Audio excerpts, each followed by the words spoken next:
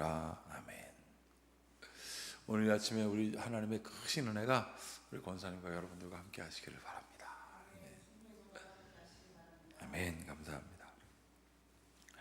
오늘 이 말씀을 보면 이스라엘의 제사장들이 행하였던 법이 바뀐 것을 보게 됩니다. 그게 7절에 나오죠. 요아스 왕이 대제사장 여호야다와 제사장들을 불러다가 말합니다. 성전의 파손된 데를 수리하지 않았느냐? 이제부터 너희가 아는 사람에게 은을 받지도 말고 그들이 성전의 파손한 데를 위하여 드리게 하라. 자, 제사장들의 하는 일들이 있었습니다.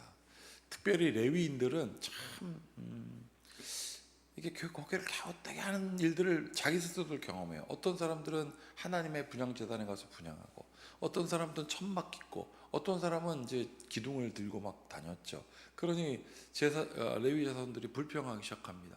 아니 왜 우리는 기둥만 들고 다니느냐? 왜 우리는 이것들만 하느냐라는 것은 이스라엘 백성들이 장막을 지을 때부터 있었던 것입니다. 자, 그런데 이제 세월이 흘러 이제 왕정 시대가 됐습니다. 왕정 시대가 되니까 이 사람들에게 뭐가 생겼습니까? 법이 생겼습니다. 법. 근데 지금도 마찬가지지만 법은 어떠한 의미가 있냐면 최소한의 양심이라고 하거든요. 어떤 양심이냐면 다수의 폭력을 막는 최소한의 양심을 법이라고 합니다. 그래서 막 다수가 힘을 모아서 막 한다 할지라도 판사가 그거 아닙니다 라고 할 때 소수의 의견을 들어주는 거, 이게 법의 가치거든요. 근데 제가 보니까 그런 것 같지가 않아요. 오늘도 마찬가지입니다. 대제사장들과 제사장들이 은을 자기가 아는 사람들에게 무시로 받아서 성전에 수리가 필요한 것은 무시로 고치게 되어 있었는데 그거 하지 않은 것입니다. 그럼 뭡니까? 자기들이 착복한 거예요. 여기 은이라고 되어 있지 않습니까? 재물이 눈에 보이니까 마음이 바뀐 겁니다. 하나님의 성전을 향하여 열심히 다해요. 그래서 제사장들은 땅이 없었어요. 땅이 없고 대신 그들에게 하나님께서 주시는 그 헌금, 그 중에 11조 제사장들이 쓸 수 있게 해 주었습니다. 그런데 이것은 무엇입니까? 하나님께서 허락하신 일들을 자기들이 마음대로 무엇에 따라 생각한 거죠. 우리는 땅도 없고 어쩔 때는 헌금이 많아질 때도 있고 적어질 때도 있고, 그러니 내가 해야지. 그런 유혹은 지금도 있는 것 같아요. 그러니까 왕이 나섰습니다. 방금 우리가 읽었던 이야기입니다. 그렇게 하지 말아라.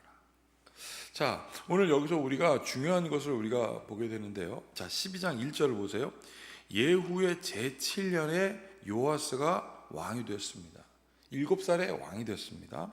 예루살렘에서 40년간 통치했습니다. 그의 어머니의 이름은 시비아라 부엘세바 사람이다 라고, 그 어린 요아스는 어머니가 함께 있었다라고 되어 있어요. 어머니가 함께 있었어요. 권사님 한번 이런 생각해 보셨습니까? 아이가 너무 일찍 철들은 거예요. 근데 그 철들은 나이가 1살 채 안 됐어요. 어미의 젖이 필요한 아이야. 근데 어머니가 바짝 말라가지고 젖이 안 나와. 그러니까 1살짜리 아이가 어머니 됐습니다. 이거는 철든 게 아니에요. 그러면 안 됩니다. 그 아이는 뭐 해야 됩니까? 어머니가 모유가 나오든 말든 나밥적으로 막 울어야 돼요. 그럼 엄마는 어떻게 해야 됩니까? 그 젖이 안 나오는 그것을 가요 뭐 젖동량도 다녀야 되고 뭐 가장 노력을 다해서 아이에게 밥을 주는 게 어머니의 역할이에요. 그건 철든 게 아닙니다. 그런데 자금의 사람들이 이걸 바꿔 생각합니다. 엄마가 힘든 걸 그 아이도 알아야지. 이게 말이 됩니까? 그거는 아이를 죽이는 행위입니다. 그냥 애들 죽이는 거예요. 철들어는. 오늘 이거 보십시오. 어린 요아스에게 엄마가 있습니다. 그리고 그 요아스가 어떻게 했냐면 2절 보세요. 요아스는 제사장 여호야다가 그를 교훈하는 모든 날 동안 여호와 보시기에 어떻게 했습니까? 정직히 행하였습니다. 그 40년간 이렇게 통치했습니다. 어린 요아스에게는 대제사장 여호야다가 있었고 어머니가 있었어요. 그때 어떻게 했습니까? 정직했다 그랬습니다. 정직이란 말은 직선이라는 뜻이거든요. 굽지 않았다. 나는 이 하나님을 향하여 굽지 않는 마음이 우리 성도의 마음이 되기를 바랍니다. 그래야 기준이 생겨요. 선교사들이 이 땅에 와서 선교하고 나서 우리의 삶이 변화된 것이 무엇이냐면 질서가 생긴 거거든요. 그때는 뭐 양반과 하인도 있었고 저 백정도 있었지 않습니까? 여성들도 있었지 않습니까? 그런데 그 모든 것들이 쫙 일소되고 오직 하나님. 그래서 이 땅의 변화가 뭐였냐면 무질서가 없어졌다는 거예요. 선교사들의 일대기 보면 제가 언젠가 설교 시간에도 한번 얘기했지만 양반들이 있는데 서울에 갔더니 그 서울 광화문 앞에 개천이 있었대요. 거기에는 그냥 오물, 그냥 개천에 딱 내리는 순간 선교사 자녀들하고 선교사 그 부인들이 막 토하고 막 그랬다는 거예요. 그리고 그 자녀들이 여기 와서 풍토병 때문에 9일 만에 죽은 가정도 있어요.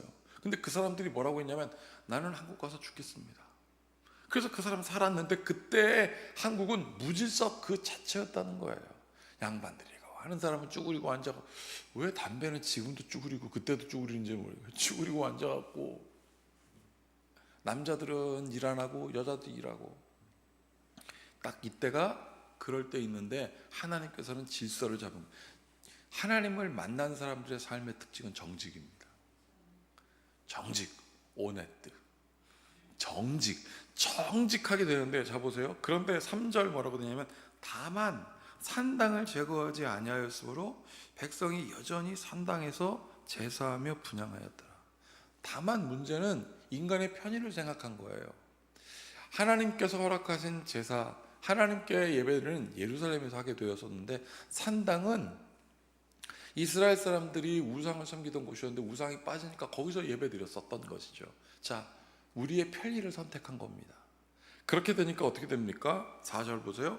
요아수가 제사장들에게 이르되 여호와의 성전에 거룩하게 하여 드리는 모든 은 곧 사람이 통용하는 은이나 각 사람의 몸값으로 드리는 은이나 자원하여 여호와의 성전에 드리는 모든 은은 제사장들이 각각 아는 자기에게 받아들여 성전의 어느 곳이든지 파손된 것을 보거든 그것으로 수리하라 하였다.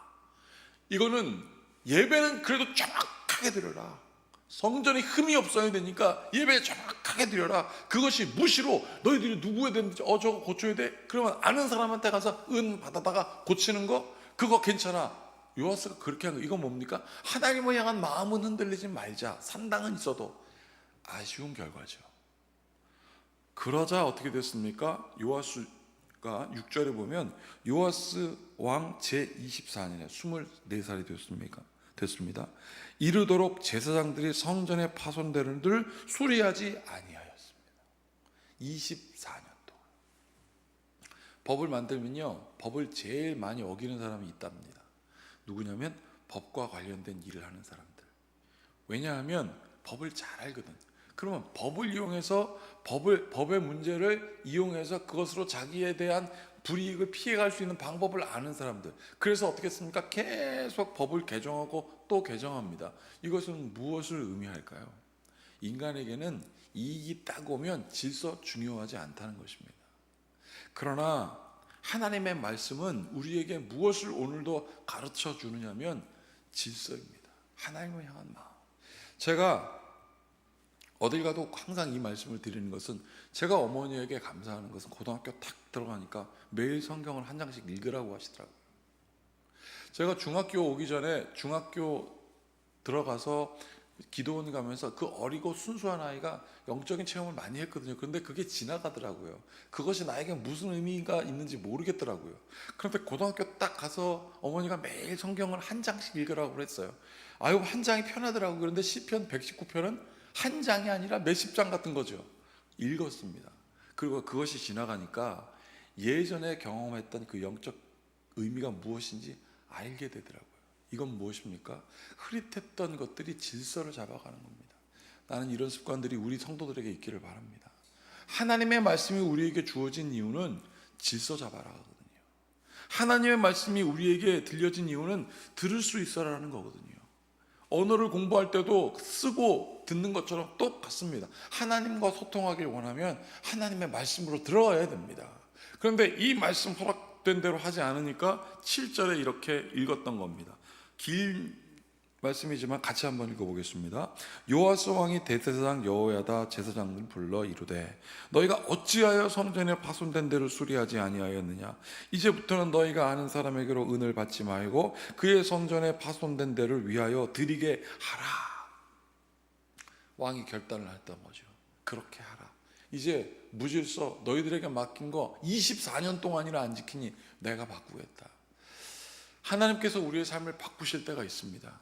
그것이 어떠한 방법이든지 하나님 앞에 다시 서게 한다면 나는 순종하는 여러분도 되길 바랍니다. 그러면 하나님께서 회복시켜줘요. 그래서 요시야 왕을 이스라엘의 종교 개혁자라고 합니다. 하나님께서 저 아들을 통하여 하나님을 바라보게 한 것이죠. 그래서 8절 이렇게 끝나죠. 제사장들이 다시는 백성에게 은을 받지도 아니하고 성전 파손한 것을 수리하지도 아니하기로 동의하니라. 이건 뭐예요? 동의가 무엇이냐면 깨달은 거예요. 그냥 왕이 하라고 하니까 내가 아니라 왕이 하라고 하는 거에 대해서 그래 내가 잘못했구나. 왜 이스라엘 백성에게서 요아스는 종교개혁자일까요? 이 종교개혁이 대제사장 여호와에다 함께 동의가 돼서 이루어진 거죠. 하나님께서 우리에게 동의하라고 하실 때 그 동의는 하나님과 우리가 힘 합쳐서 되는 것이 아니라 우리 안에 일어나는 회복인 것입니다. 오늘 우리가 함께 같이 기도해야 될 것이 있어요. 하나님, 우리 가운데 주시는 그 회복이 올 때 나는 하나님께서 허락하시는 질서를 먼저 보게 하여 주시옵소서. 그리고 그 질서를 아무렇게나 막연하게 알지 말게 하시고 말씀을 읽게 하시고 말씀이 들려지게 하시고 그 말씀대로 선언하여 기도하는 능력 있는 사람 되게 하여 주시옵소서. 그러면 하나님께서 질서를 회복해 주십니다. 그것이 바로 오늘 설교 제목 질서를 회복시키시는 하나님이에요. 자금의 교회들이 하나님의 말씀으로부터 멀어지고 세상의 진리와 타협하기 시작하고 세상의 진리가 도대체 무엇입니까? 오직 진리는 우리 주 예수 그리스도밖에 없습니다. 그리고 세상의 지식을 깨닫고 그것으로 하여금 많은 사람들이 오히려 주님을 알게 되는 도구로 사용하게 하셨다는 것을 잊어버리기 시작하니까 교회에 무질서가 오기 시작했습니다. 오늘 이렇게 기도해 주십시오. 하나님, 우리 큰빛교회를 기억하시사 질서가 회복되게 하시고 특별히 부족하지만 이 종이 이 부분에 대해서 그 어떤 것과도 타협하지 않는 종 되길 위하여 기도해 주시고 여러분들과 여러분들의 자녀들을 위하여 기도해 주시기를 바라겠습니다. 함께 같이 기도하겠습니다. 참으로 고맙고 감사하신 하나님 아버지, 질서가 사라지고 하나님 아버지여 무질서가 계속 질서 있는 가면을 쓰고 우리에게 옵니다. 내 이익 때문에 약속도 다 저버리는 그 하나님 어리석은 삶을 살았다면 오 하나님 아버지여 주님께 돌아오게 하시옵소서.